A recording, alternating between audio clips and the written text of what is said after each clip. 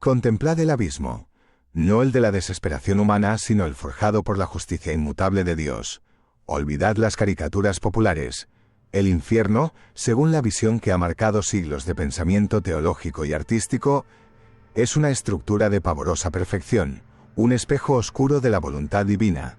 Si buscáis comprender la naturaleza del pecado y su retribución desde una perspectiva que fusiona la fe, la filosofía y la poesía, preparaos, porque nadie, absolutamente nadie, ha plasmado esta realidad con la intensidad y el detalle de Dante Alighieri. Nos adentraremos en sus 9 círculos, no como turistas, sino como estudiosos ante un tratado teológico en verso. Nuestro descenso comienza no en el fuego, sino en la oscuridad del alma. Dante, el peregrino, se encuentra perdido en una selva oscura, símbolo universal del pecado y la confusión espiritual que asalta al hombre a mitad de su vida terrenal. No es una simple alegoría poética, es la representación vívida de la alienación del alma de la gracia divina, un estado de perdición que clama por redención. En este momento de desesperación, cuando las bestias del vicio, la loba de la avaricia, el león de la soberbia, la pantera de la lujuria, le impiden ascender la colina de la virtud, aparece la gracia en forma de razón iluminada. Virgilio, el poeta romano, símbolo de la sabiduría clásica y la razón humana, es enviado por la Virgen María, Santa Lucía y Beatriz, la teología revelada, para guiar a Dante. Su misión es clara: mostrarle la naturaleza del pecado y su castigo para que pueda comprender la necesidad de la purificación y, finalmente, alcanzar la visión beatífica. Virgilio propone el único camino posible para el alma caída: descender primero a reconocer la fealdad del pecado en el infierno, ascender luego a purificarse en el purgatorio, y solo entonces, guiado por la teología, elevarse al paraíso. Dante, consciente de su indignidad pero movido por la esperanza de la salvación, acepta este terrible viaje. Es un descenso necesario para la ascensión, una catábasis que precede a la anábasis espiritual. El primer granito es la puerta misma del infierno, y grabada con una inscripción que hiela la sangre y el espíritu. Por mí se va a la ciudad doliente, por mí se va al eterno dolor, por mí se va con la gente perdida. Estas palabras no son una mera advertencia, son una declaración teológica sobre la naturaleza del infierno como creación de la justicia divina, el poder sumo y la sabiduría primera. La frase culmina con la terrible sentencia: dejad toda esperanza a los que entráis. Aquí la esperanza teologal, la virtud que anhela la unión con Dios, es abandonada. El infierno es el estado de desesperanza absoluta, la separación eterna de la fuente de todo bien.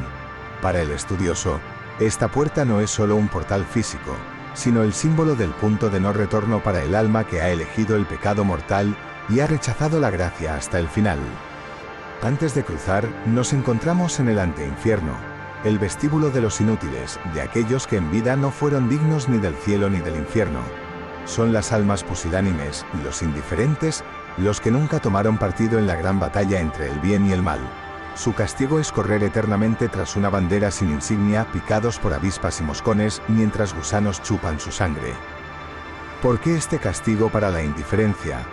Teológicamente, la neutralidad en asuntos morales y espirituales es una negación de la responsabilidad humana y un insulto a la elección divina.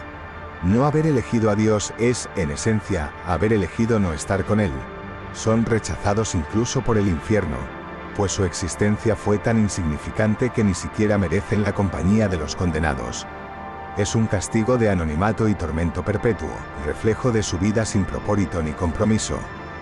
Para acceder al infierno propiamente dicho, las almas deben cruzar el río Aqueronte, custodiado por Caronte, el barquero de la mitología griega adaptado al cosmos cristiano de Dante. Caronte, con sus ojos de brasa, se niega inicialmente a transportar a Dante, un alma viva, pero Virgilio lo silencia explicando que el viaje es querido por voluntad divina. Este episodio subraya la autoridad de la misión de Dante, ordenada desde lo alto. Tras cruzar el Aqueronte, llegan al tribunal de Minos. Este rey cretense, famoso por su justicia en la antigüedad, es transformado por Dante en un demonio con cola que juzga a las almas. Cada alma confiesa sus pecados ante él, y Minos, enrollando su cola alrededor de su cuerpo un número determinado de veces, indica el círculo al que está destinada.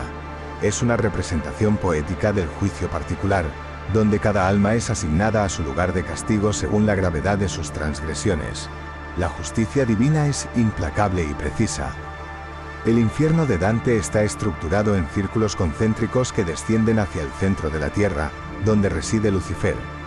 Esta estructura refleja una jerarquía del pecado, donde los pecados de incontinencia, incapacidad de controlar los apetitos y pasiones, son menos graves que los de violencia, y estos, a su vez, menos graves que los de fraude y traición.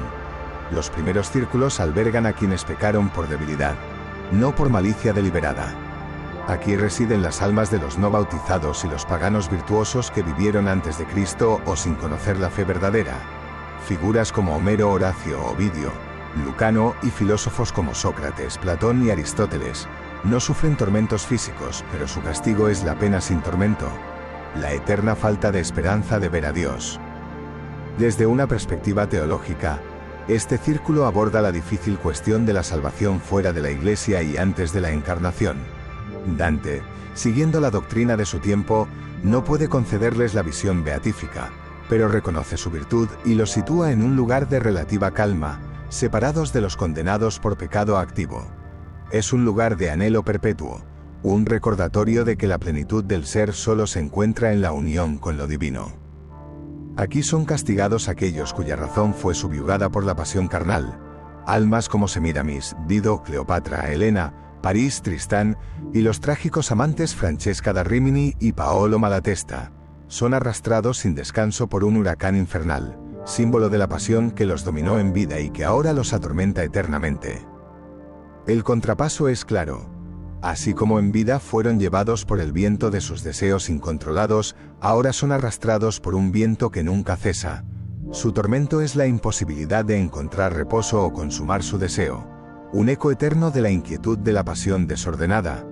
La lujuria, al reducir al ser humano a mero objeto de deseo, los condena a ser objetos pasivos de una fuerza implacable. Los que hicieron de la comida y la bebida el fin de su existencia son castigados aquí. Yacen en un fango helado y pestilente, bajo una lluvia perpetua de granizo, agua sucia y nieve. Cerbero, el monstruo de 3 cabezas, los desgarra y ladra sobre ellos. La glotonería, un pecado de exceso y falta de moderación, es castigada con la inmundicia y el tormento constante. El fango y la lluvia inmunda reflejan la degradación a la que se sometieron al vivir solo para los placeres sensoriales. Cerbero, con su apetito insaciable, simboliza la voracidad que los consumió en vida y que ahora los devora en la muerte.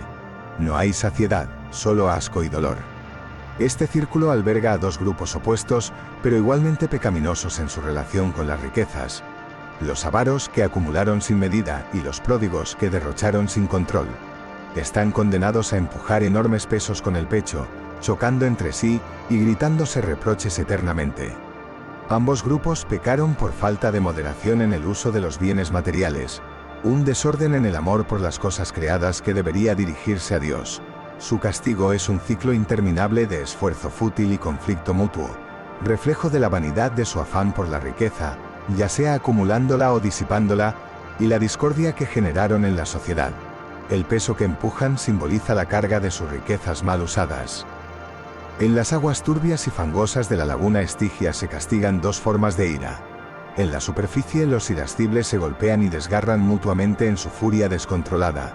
Bajo el fango, los perezosos o acediosos, aquellos que pecaron por tristeza o pereza espiritual negándose a la acción virtuosa, se ahogan, haciendo burbujas con sus suspiros. La ira, una pasión desordenada que lleva a la violencia y la destrucción, se manifiesta aquí en su forma activa y pasiva. Los irascibles se consumen en la agresión mutua, mientras que los perezosos se ahogan en la inercia y la melancolía que los paralizó en vida. El fango de la Estigia simboliza la suciedad moral de estas pasiones desordenadas. Es un pantano de odio y desesperanza.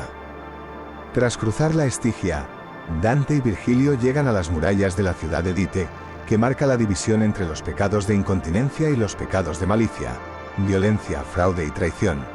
Esta ciudad es defendida por demonios y las furias Megera, Alecto y Tisífone, diosas de la venganza con serpientes por cabello. Su resistencia a la entrada de Dante subraya la gravedad de los pecados que se castigan dentro. Es el reino de Lucifer, la morada de la maldad consciente.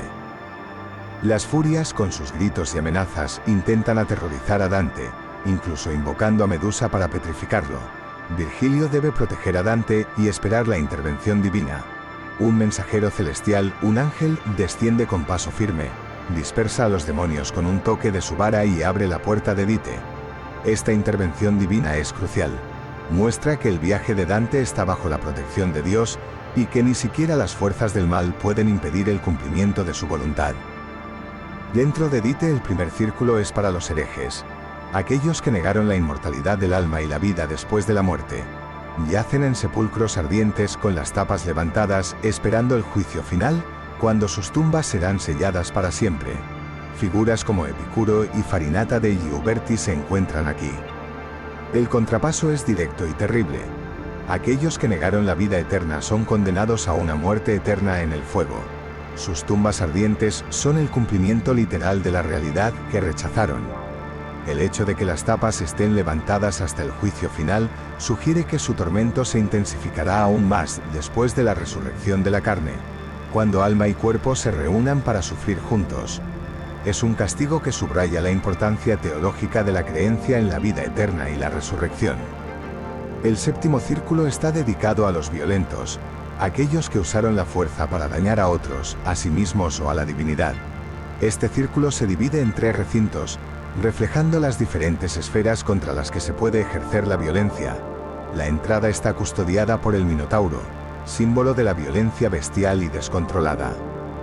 Aquí se castigan a los tiranos, asesinos y saqueadores, aquellos que ejercieron violencia contra la persona o los bienes de otros. Están sumergidos en un río de sangre hirviente. El Flegetonte, custodiado por centauros armados con flechas que disparan a cualquiera que intente salir más de lo permitido por su culpa. Figuras como Alejandro Magno, Atila y Pirro se encuentran aquí. La sangre hirviente simboliza la sangre que derramaron en vida. La profundidad a la que están sumergidos varía según la gravedad de su violencia. Los centauros, criaturas mitad hombre, mitad caballo, representan la naturaleza bestial y violenta de estos pecadores. Es un castigo de dolor constante y vigilancia implacable, un reflejo de la destrucción y el sufrimiento que infligieron. Este es el bosque de los suicidas y los derrochadores violentos, aquellos que destruyeron sus bienes de forma violenta. Los suicidas son transformados en árboles retorcidos y nudos, cuyas ramas son picoteadas por arpías, criaturas míticas con cuerpo de ave y rostro de mujer, causando dolor y sangrado. Los derrochadores son perseguidos y despedazados por perras negras.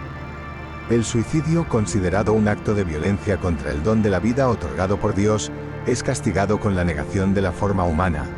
Al rechazar su cuerpo en vida, lo pierden en la muerte, quedando atrapados en formas vegetales, incapaces de moverse o hablar a menos que sean heridos. Las arpías, criaturas que profanan y destruyen, simbolizan la violencia que el suicida infligió a su propia existencia. Los derrochadores violentos, al destruir sus bienes, son a su vez destruidos. Este recinto es un desierto de arena ardiente sobre el cual llueve fuego. Aquí se castigan a los blasfemos, violentos contra Dios, los sodomitas, violentos contra la naturaleza al pervertir el orden natural de la procreación, y los usureros, violentos contra el arte, entendido como la actividad humana que imita la obra creadora de Dios al obtener ganancias de forma antinatural, sin trabajo productivo. Los blasfemos yacen boca arriba, desafiando al cielo incluso en el tormento. Los sodomitas caminan sin descanso bajo la lluvia de fuego. Los usureros se sientan encorvados, con bolsas de dinero al cuello, sus ojos fijos en ellas. El fuego que cae del cielo evoca la destrucción de Sodoma y Gomorra, un castigo divino por pecados contra natura. La arena ardiente y el fuego simbolizan la esterilidad y la desolación que estos pecados traen al alma y al orden creado. El octavo círculo, llamado Malevolge, malas fosas, es una vasta área dividida en 10 fosas concéntricas, como un anfiteatro infernal. Aquí se castigan los pecados de fraude cometidos contra quienes no tenían vínculos especiales con el pecador. El fraude es considerado más grave que la violencia porque abusa de la razón humana, el don más elevado de Dios al hombre, pervirtiéndolo para engañar y dañar. Cada fosa, Volgia, está dedicada a un tipo específico de fraude. Rufianes y seductores caminan en 2 filas opuestas, fustigados por demonios cornudos. Jasón y Benedico Cachanemico están aquí. El castigo refleja cómo usaron a otros para su placer o beneficio, siendo ahora ellos mismos impulsados y golpeados. Aduladores, sumergidos en excremento, su falsedad y lisonja que ensuciaron las relaciones humanas se manifiestan ahora en la inmundicia literal. Simoníacos, aquellos que vendieron o compraron cargos eclesiásticos, están cabeza abajo en agujeros redondos, con los pies ardiendo. El fuego en los pies simboliza el bautismo de fuego que buscaron en su ambición terrenal y su posición invertida, la perversión de su oficio espiritual. El Papa Nicolás III es un ejemplo prominente. Adivinos y hechiceros, tienen la cabeza retorcida hacia atrás, incapaces de ver hacia adelante. Al intentar usurpar el conocimiento divino del futuro, pervirtieron el orden natural y ahora sufren una distorsión física que refleja su distorsión espiritual. Barateros, corruptos, aquellos que traficaron con cargos públicos, están sumergidos en brea hirviente, custodiados por demonios llamados malebranche, malas garras que los desgarran si asoman. La brea pegajosa simboliza la naturaleza pegajosa del dinero ilícito y la oscuridad de sus tratos. Hipócritas, caminan lentamente vestidos con pesadas capas de plomo doradas por fuera. La belleza exterior de sus acciones esconde el peso y la falsedad de su intención. Caifás, crucificado en el suelo, es un ejemplo de hipocresía religiosa. Ladrones, atacados por serpientes que los muerden, incineran y los hacen renacer de sus cenizas o que se fusionan con ellos en transformaciones grotescas. El robo que quita la propiedad ajena es castigado con la pérdida y la transformación constante de su propia identidad y forma física. Consejeros fraudulentos, envueltos individualmente en llamas que son la lengua con la que pecaron al dar consejos engañosos. Ulises y Diomedes están aquí, castigados por la astucia que usaron para el mal, como el caballo de Troya. Sembradores de discordia, divididos y mutilados por un demonio con una espada, sus heridas se cierran solo para ser reabiertas en un ciclo eterno. Al dividir a los hombres, cismas religiosos, discordias políticas, enemistades familiares, son ellos mismos divididos físicamente. Mahoma y Bertrand de Born son ejemplos. Falsificadores, sufren diversas enfermedades repugnantes, lepra, sarna, hidropesía, fiebre, y son atormentados por la sed y el hedor. Al falsificar metales, personas, dinero, palabras, corrompieron la realidad y ahora sufren una corrupción física y sensorial. Malevolge es un testimonio de la inventiva del mal y la justicia divina en su retribución. Cada fosa es un microcosmos de tormento diseñado para reflejar la naturaleza específica del engaño cometido. Es un descenso a las profundidades de la depravación humana, donde la razón, pervertida, crea sus propios infiernos. Llegamos al fondo del abismo, al noveno y último círculo, un lago de hielo llamado Cocito. Aquí se castiga el pecado más grave, la traición, el fraude cometido contra quienes tenían vínculos especiales con el pecador, familia, patria, huéspedes, benefactores. La traición es la negación del amor y la confianza, los fundamentos de la comunidad humana y de la relación con Dios. El castigo aquí no es el fuego, sino el frío eterno. El odio puro y la ausencia total de caridad generan un frío paralizante que congela las lágrimas y los corazones.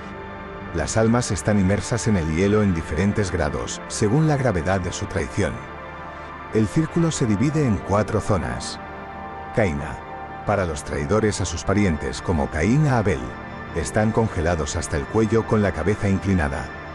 Antenora, para los traidores a la patria o partido como Antenor de Troya, están congelados hasta el cuello pero pueden levantar la cabeza.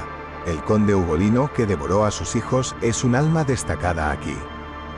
Ptolomea, para los traidores a los huéspedes como Ptolomeo de Jericó, están congelados boca arriba, con las lágrimas heladas cubriendo sus ojos. Lo más terrible es que sus almas caen aquí antes de que sus cuerpos mueran en la tierra, siendo estos últimos poseídos por demonios. Judeca, para los traidores a sus benefactores como Judas Iscariote a Jesús, están completamente sumergidos en el hielo en diversas posturas retorcidas. En el centro exacto de la Judeca, en el punto más bajo del universo, se encuentra Lucifer, el ángel más hermoso que traicionó a Dios, la fuente de todo bien.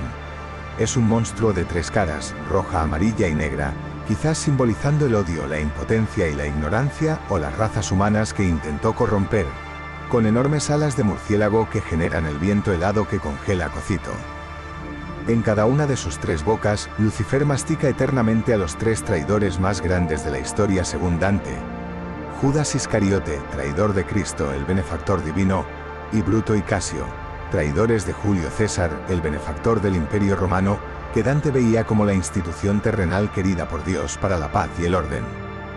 Lucifer no es un rey activo del infierno, sino un prisionero de su propio odio y desesperación, un monumento a la traición y la impotencia final del mal frente a la justicia divina. Su tormento es eterno y pasivo, un reflejo de su caída y su separación absoluta de Dios. El viaje a través del infierno culmina al pie de Lucifer. Dante y Virgilio descienden por el cuerpo peludo del demonio, pasando por el centro de la Tierra. Este punto es crucial. Es el centro de gravedad del universo, el punto más alejado de Dios. Al cruzarlo cambian de hemisferio y comienzan a ascender por una grieta en la roca, alejándose del reino de la noche eterna. Salen a la luz de las estrellas en el hemisferio sur, al pie de la montaña del purgatorio. El infierno ha sido comprendido, su horror asimilado. Este descenso a las profundidades del pecado y el castigo es el primer paso necesario para la purificación y la eventual ascensión a la gracia. La visión del mal en su forma más cruda prepara al alma para el arrepentimiento y la penitencia. La comedia de Dante no es solo un poema épico, es una suma teológica, filosófica y moral en verso. Su infierno es una construcción magistral que codifica la comprensión medieval del pecado, la justicia divina y el libre albedrío. Cada círculo, cada castigo, cada alma condenada es una lección sobre las consecuencias eternas de nuestras elecciones terrenales. Para nosotros, estudiosos de la fe y la condición humana, el infierno de Dante ofrece un campo fértil para la reflexión. ¿Cómo dialoga su visión del contrapaso con las concepciones bíblicas de la retribución? ¿Qué nos dice su jerarquía del pecado sobre los valores morales de su tiempo y los nuestros? ¿Cómo influyó esta obra en la imaginería religiosa y la teología popular? Os invito a profundizar en este abismo con ojos críticos y espíritu reflexivo. Leed la comedia no solo como literatura, sino como un tratado sobre el alma humana y su destino eterno. Analizad sus fuentes teológicas, filosóficas y mitológicas. Discutid sus implicaciones para nuestra comprensión de la justicia, la misericordia y la naturaleza del mal. Que este descenso os impulse a una comprensión más profunda de la luz divina.